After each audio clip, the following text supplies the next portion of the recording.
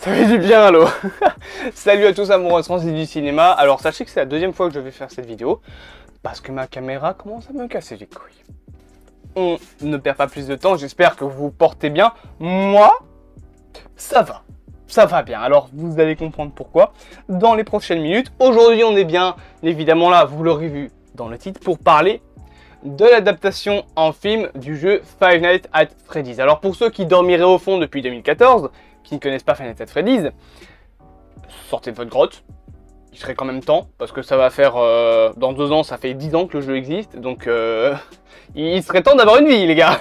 Plus sérieusement, donc, Five Nights at Freddy's est une saga de jeux d'horreur, enfin une saga, je sais pas vraiment si on peut appeler ça une saga, parce que c'est tellement le bordel dans la chronologie des jeux, qu'on va plutôt appeler ça une franchise. Donc c'est une franchise de jeux d'horreur en point and click, avec des animatroniques qui vous chassent la nuit, il y a 6 nuits, bref.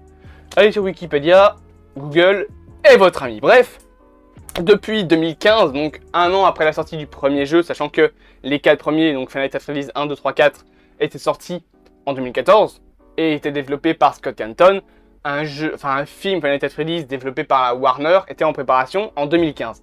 Chris Columbus était apparemment le réalisateur du projet quand c'était encore la Warner qui s'en occupait, mais vous le savez peut-être, Scott Canton a fait de la merde. Il a fait des dons à des sociétés, à des politiciens assez douteux, ce qui a entaché sa popularité, et plutôt que d'entacher celle de FNAF avec lui, il a décidé de revendre Scott Canton. Il a légué toutes ses franchises à d'autres développeurs, et Warner a perdu les droits d'adaptation du film Five Nights at Freddy's au profit d'une autre société, une assez jeune société du nom de Blumhouse, société qui appartient à Jason Blum.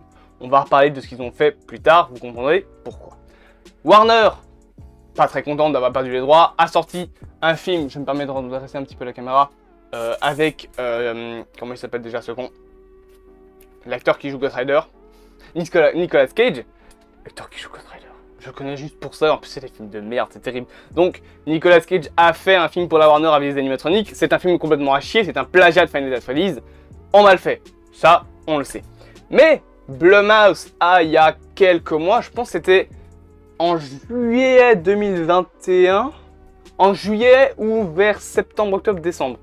Je sais que Farod avait fait une vidéo dessus, mais je sais plus quand est-ce qu'il l'a fait, donc je sais plus quand c'est sorti l'info.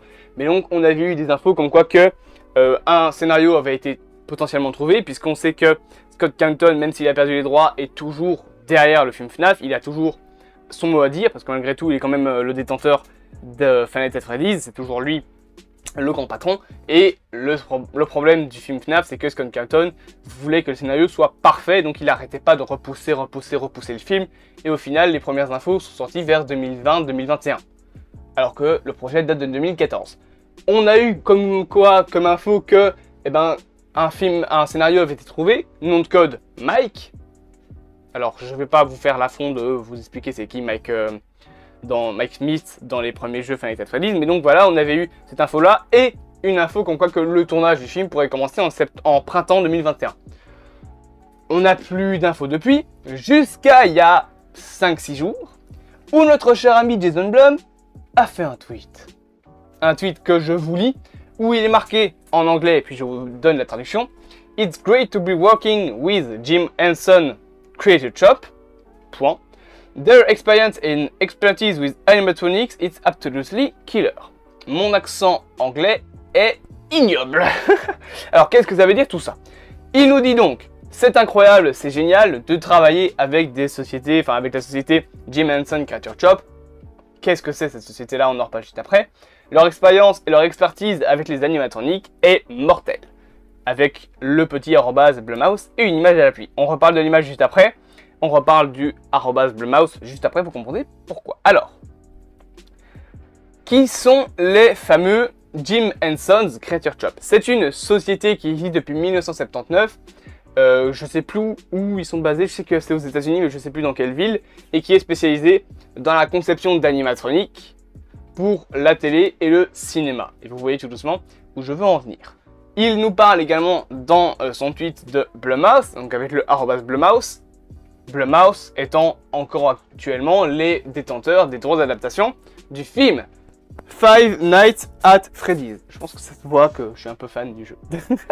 Donc, on nous donne cette information comme quoi que Blumhouse travaille avec la société Creature Shop, qui donc fait des animatroniques pour la télé et le cinéma. On nous donne l'info que c'est Jason Blum qui sort ça, et on nous donne une image. Alors cette image, vous l'avez à l'écran, et on peut se dire, ouais, c'est un jeune homme qui travaille à Creature Shop. Mais, ce jeune homme, si on zoome un petit peu, à gauche de l'écran, on a cette posture avec un espèce de petit bonhomme en noir. C'est pas ce qui nous intéresse. Ce qui nous intéresse, c'est ce qu'il porte.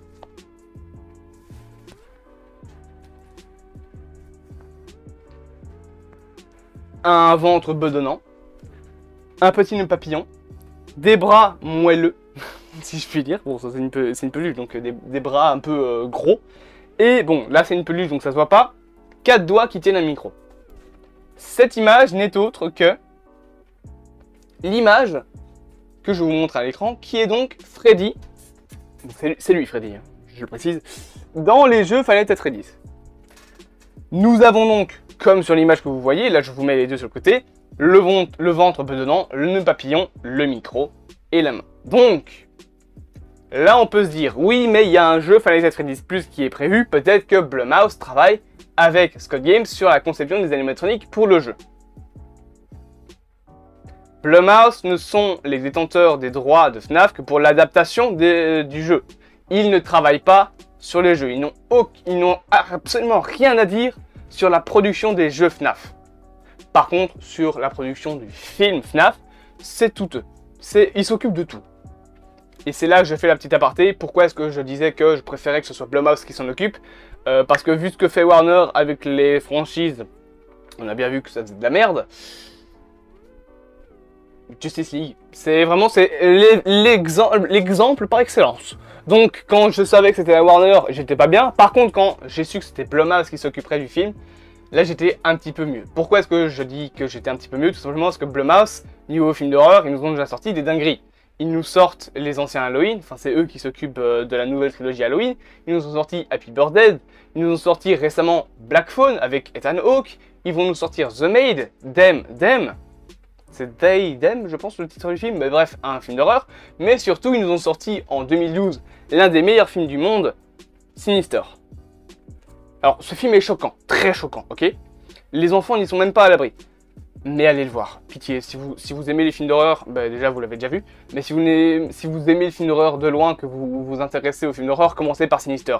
C'est un des meilleurs films d'horreur de tous les temps, il est incroyable ce film. Bref. Blumhouse donc s'occupe de la production des films FNAF, et comme je l'ai montré sur l'image, on a un début de costume de Freddy. Et d'ailleurs, si on zoome un petit peu sur certaines parties de l'image, comme l'image que je vous montre actuellement à l'écran, on a un petit chapeau et une oreille. Je me permets de reprendre. Petit chapeau, oreille. Bien évidemment, c'est encore le costume de Freddy ou de Golden Freddy, mais bon, vu qu'il n'est pas abîmé, j'en suis que c'est ce petit bonhomme. Il est mignon. Hein. Et on a encore une fois, là à l'image, comme je vous le montre, je vous montre le zoom. Là, c'est The Direct qui a montré l'image. Alors sur The Direct, ils disent que c'est en bas à droite. Du coup, j'ai fouillé comme un con pendant une demi-heure, mais en fait, non, c'est en bas à gauche. On a donc une image qui pourrait s'apparenter à genre une vision comme ça, un petit peu, de la tête de Freddy. On a, bon là, il a pas de chapeau, hein, mais on a, comme s'il avait pas de chapeau, pas d'oreille. On a juste son crâne avec un trou, à mon avis, pour peut-être coller le chapeau, avec 2 trous pour mettre les oreilles. On voit qu'il y a des creux pour mettre des yeux. On voit qu'il y a sa bouche et son petit nez. Pinoup. Je suis en train de l'agresser, le pauvre, je suis en train de démonter son chapeau. On va le reposer. Parce que, pauvre petite créature. Donc voilà, on a cette image du costume qui est en préparation. Alors oui, je sais, il y a des petits morceaux, une sorte de deuxième patte avec du vert. Ma théorie, c'est tout simplement qu'ils font 2 costumes. Ils font peut-être un costume en gris complet avec des nuances de gris, peut-être pour voir les détails. Et le vert, ça a l'air d'être un scotch. C'est peut-être, pour moi, c'est peut-être une texture adhésive, si je puis dire, pour venir mettre peut-être des poils ou des détails pour voir ce que ça fait sans et avec les détails. Parce que je pense sérieusement que même si Blumhouse fait appel à une société qui fait des animatroniques, je pense pas que tous les moments où il y aura les animatroniques, donc où il y aura Freddy, Chica, Bonnie et Foxy, je pense pas que tous ces moments-là seront faits avec des animatroniques réels. Parce que le problème, c'est qu'un vrai animatronique, c'est pas fort agile. Il y a rien. Et par contre, dans le jeu, les animatronics le sont un minimum. De la manière dont il vous tue déjà, il n'y a rien qu'à voir Foxy qui court dans un couloir comme un con pété. Si tu fais ça avec un animatronique, il se casse la gueule au premier pas. Donc je pense pas que toutes les séquences seront faites avec les animatroniques. Peut-être qu'ils en feront, peut-être pour certaines scènes, peut-être avec des plans de caméra où on voit juste l'animatronique qui bouge sa tête. Avec le début peut-être où on voit comme dans la cinématique du premier jeu, les animatroniques qui sont comme ça, qui bougent sur scène. Là c'est encore possible. Mais je pense qu'il y aura aussi des effets spéciaux pour faire les animatroniques. Donc ça, c'est déjà un bon point. Ça veut dire qu'ils travaillent déjà sur la conception des animatroniques pour le film. Et depuis 2015, on n'a jamais eu une preuve comme ça que le film était en train d'avancer. Mais en plus de ça, on a un... Alors là, l'info me vient de Discord. Donc c'est pas une information super fiable. Il y a ma maison qui tremble comme pas possible. Je pense que vous entendez la porte trembler à des kilomètres. Il y a un tremblement de terre pas loin, je sais pas. Bref. Là, le Discord, donc, prenez ça avec des pincettes, nous dit, oui, j'ai mon deuxième écran, hein. J'ai dépensé 75 $ pour un abonnement Production Weekly afin que je puisse voir toutes les informations réelles. Et bien que cette chose, donc Production Weekly, n'ait pas encore la date réelle de tournage, cela vaut la peine de savoir que c'est très probablement un gros problème. Alors, c'est la traduction, à mon avis, qui est tachée, donc c'est probablement un gros indice que Five Nights at Freddy's est apparu pour beaucoup de fois sur les projets de Blumhouse apparaissant dans Production Weekly avec un calendrier assez identique pour se présenter. Je lis. Donc près du monument où Blumhouse cloue les dates de tournage et annonce de suite. Je suppose que c'est ça. Voilà. Alors, il nous dit également, ensuite, lorsque cette date de film va et vient, elle cesse d'apparaître dans les numéros, à moins qu'un tournage supplémentaire ne soit nécessaire, quelques semaines de conditions présentes ci-dessous. Donc là, enfin non, c'est quelques exemples ci-dessous. On s'en fout des exemples, mais là, ce qu'on peut en sortir, c'est que donc, je vais vous résumer ce qu'il dit, il nous dit que Production Weekly a déjà montré plusieurs fois dans les calendriers des dates de début de tournage pour le film Five Nights at Freddy's, ce qui est déjà un truc très hypant. Et à la toute fin, on ne va pas dire les exemples, hein, on n'est pas là pour ça, il nous dit également, donc fondamentalement, TLDR, je suis pas anglophone, peut-être que c'est une abréviation anglophone. Il nous dit que FNAF apparaissant dans Production Weekly indique que nous obtenons les dates et les lieux de tournage très probablement dans les prochaines semaines s'ils continuent d'apparaître dans les numéros. Ils ne font plutôt probablement que régler les derniers détails avant que cela ne devienne une connaissance semi-publique. Qu'est-ce que ça veut dire tout ça? Que le film FNAF apparaît de plus en plus donc dans le calendrier de Production Weekly, que Blumhouse le met de plus en plus en avant, lui dit voilà, tel moment on tourne le film, tel moment on tourne le film, et qu'il n'y a plus que quelques détails à régler avant que le début du tournage ne devienne une connaissance publique. Donc qu'on annonce un début de tournage. Alors, je sais que vers juillet, décembre 2021, dans cette partie-là de l'année 2021, comme je l'ai dit, il y a eu l'info comme quoi qu'on avait trouvé un scénario et une date de tournage pour printemps 2021. Je suis assez mitigé sur cette information-là, parce que du coup, si on n'a que cette information de début de tournage maintenant, avec le début de l'image de la conception des costumes Five Nights at Freddy's, c'est une information à double tranchant. Soit cette information-là était erronée et du coup, le tournage ne commence réellement que maintenant, soit Blumhouse nous l'a mis bien profond. Je m'explique. Il est potentiellement possible que Blumhouse ait réussi par le plus grand des secrets à nous cacher le tournage du film Five Nights at Freddy's pour qu'il n'y ait aucune leak. Et que seulement maintenant, ils nous mettent sur la mauvaise piste d'un début de tournage pour le film. D'un côté, c'est possible. De l'autre côté, j'y crois moyen. Plus sérieusement, j'y crois moyen. Mais en attendant, oui, ce qu'on peut en sortir, bien évidemment, c'est que on a des premiers visuels. Enfin, on ne peut pas vraiment appeler ça un premier visuel, mais on sait qu'ils travaillent enfin sur la conception des animatroniques du film. Et que du coup, le début est là. Ça y est, on commence à avoir des infos sur le film FNAF. Je pense pas, comme je le voyais sur The Direct, qu'une sortie vers 2023 serait possible. Sauf encore une fois, si Jason Blum nous a bien menti.